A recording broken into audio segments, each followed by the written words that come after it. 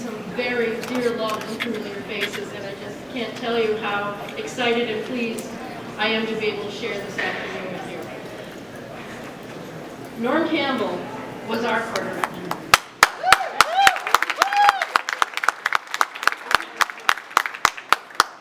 Norm Campbell, I first met him when I was in the very last year of the Lionettes. So I got to march the last year in 1972.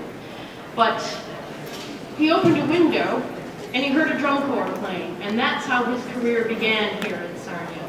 It began here because he and Helen came from New Brunswick with their firstborn, Chris, in hand.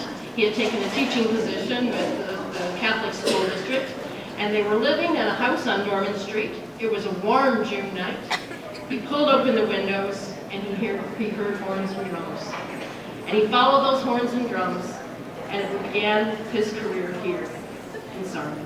He would be an instructor with Sertominaires, an instructor with Diplomats, an instructor with Marching Angels, an instructor with Lionettes, and then eventually, in 1972, he would buy the Corp. He and Helen Campbell together would buy that Corp and bring a whole new generation of kids, and yeah, you all are still kids to me, into this wonderful and fascinating world. But before he got here, he had a very interesting musical journey. Norm began his life on Cape Breton Island. He was born to a musical family. His father was actually a Cape Breton fiddler. And I don't know if any of you are familiar with that music, but there's nothing that's going to get in and stir your soul and grab your heart like that kind of music is going to. It's going to leave an impression. By the time Norm was 3, he'd moved to Toronto with his family. They lived in the Beaches area. He's going to grow up with 8 brothers and sisters and his mom and dad there. And music entered his life. It is said that he would beg, borrow, and steal the bus fare to get all the way across Toronto to go to St. Mary's, I have that correct, Polish church. Because guess what they had there? A drum and bugle corps, absolutely. All the way across town he would go, over and over again, drumming all the time. And to the corps of drummers I see over there, when does a drummer not drum? Well, he didn't ever not drum either. He went on through high school, became part of a Toronto pipe band. Eventually, that's going to lead to him going to the military, where he was actually part of regular infantry. But he ends up being a part of the pipe band there. And Helen, can I get the correct title of that? 2nd Battalion Black Watch. 2nd Battalion Black Watch. That was no slouch position.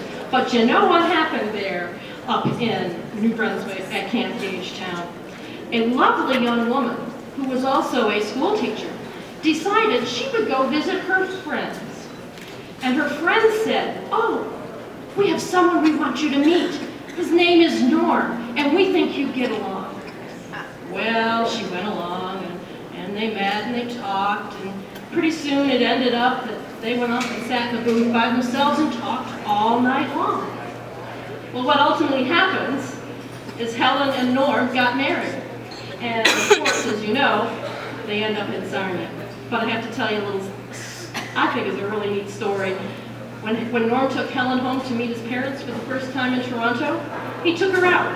Guess where he took her? Church. Drum corps show, Preston Stouthouse. Absolutely. Little did Helen know that this was going to be the focus of her life for many, many years to come. So Norm gets out of the Army. They get married. Norm gets out of the Army.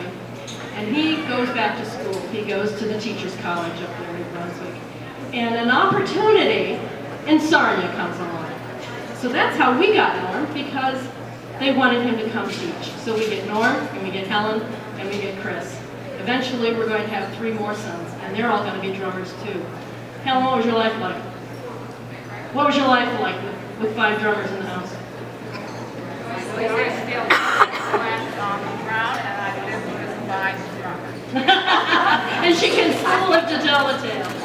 But that was where we're up to Norman Street, and he heard the sounds of horns and drums, and something that had been in his blood for a very, very long time. Eventually, I know though, he came home and he said to Helen, "There's a drum corps for sale." And Helen said, "Okay." And off they embarked on an adventure that's going to last until the 1980s. In fact, in some ways, she's never gotten over it because we keep coming back. There's a ton of you kids out there. We all spend a great deal of time at Norm and Helen's house, laying on the floors, listening to drum corps, talking drum corps. Norm would be drumming with the drummers. Helen would be feeding us. I find that kind of appropriate because Friday nights, when Norm was growing up, it was a musical jam session at his house. There would be musicians coming in, and they would just play music all hours of the night. What was Mom doing? I want to go get a beer, but I Feeding the got to push musicians, everybody feeding the out. kids that came, getting the kids ready to go out to go to church. And I bet a lot of you didn't know that Norm was an altar boy. Was indeed. Was indeed. As Lionettes draw, the last year we marched with Lionettes, it became evident that we needed to move into a different direction to keep drum corps alive in Sarnia, and that was very, very important to both Norm and Helen. And so he started coming up to us girls and saying, how would you feel if we let boys in the corps? Boys? Well, what boys? Well, you know, Diplomats and Sertominaires, they needed someplace to go. They wanted a drum corps too.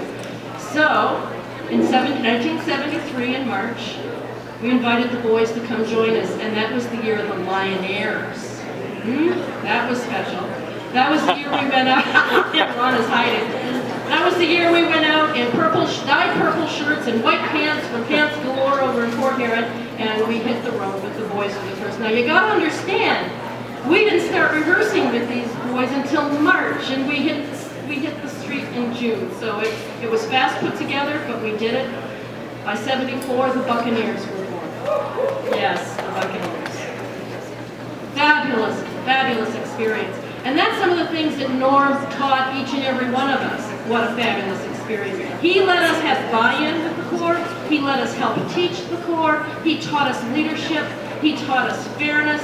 He played mind games with us like crazy. He made us justify what we did and why. So he taught us to be thinkers as well as musicians. Norm and Helen were the ones that took corps on the road for the first time. We did tours, bus tours, 2-3 week-long tours, nothing that other people had done in quite some time. And we would end up being quite successful. But the most success that we had was the fact that I see all of you out here today, the fact that we are all still very close and very tight. The fact that the instruction we got led us to other drum corps. I see Sean Bryan, who went on to Blue Devils. I see Chris Campbell, who went on to 27th Lancers. I see John Schwartz, who went on to Oakland Crusaders. We have, Helen has 3 sons that marched in Blue Devils. You know, they put the 2 sons, sorry. One marched in Santa Clara, how could I forget that? And 1 marched in Santa Clara. We sent so many folks from Sarnia on, and guess what? Some of these folks are now sending their kids on to drum corps as well. Peter Kramer's daughter marches in the Bluecoats from down in Ohio and has marched DCI finals the last 2 years. I just dropped my one and only daughter off for the Jersey Surf. She's doing her first year in drum corps, and John Swartz's son will age out with Pioneers in Wisconsin. So Norm Campbell, Helen Campbell, the legacy you gave us continues today. We are still opening that window because we hear a drum and you.